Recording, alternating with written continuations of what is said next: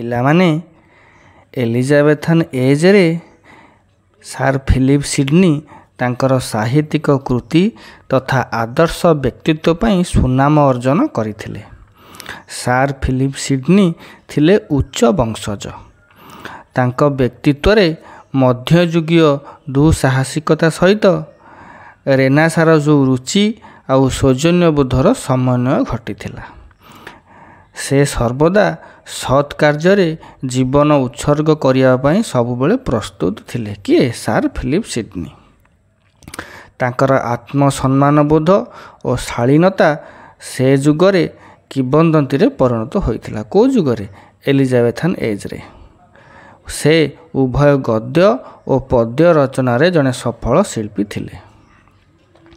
ତାଙ୍କର ଜନ୍ମ 1554 ମସିହା ଏବଂ ମୃତ୍ୟୁ 1586 ମସିହା। ମାତ୍ର 32 ବର୍ଷ କାଳ ସେ ବଞ୍ଚିଥିଲେ। ଏ 32 ବର୍ଷ ଭିତରେ ତାଙ୍କର ମୁଖ୍ୟତଃ 3 ଗୋଟି ସମାଲୋଚନା ଗ୍ରନ୍ଥ ବିଶେଷ ପପୁଲାର।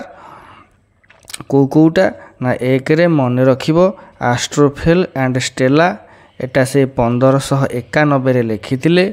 2ରେ ଆର୍କାଡ଼ିଆ, ଏଟାକୁ ସେ ଲେଖିଥିଲେ 1590ରେ। 3ରେ ଆପୋଲୋଜି ଫର୍ ପୋଏଟ୍ରି, ଏଟାକୁ ସେ ଲେଖିଥିଲେ 1595 ମସିହାରେ। ଏ 3ଟି ସମାଲୋଚନା ଗ୍ରନ୍ଥ ତାଙ୍କର ବିଶିଷ୍ଟ କୃତି। ପିଲାମାନେ ଆଜି ପାଇଁ ଏତିକି। ପୁଣି ଦେଖା ହେବ ନେକ୍ସଟ କ୍ଲାସ୍ରେ। ରହୁଛି।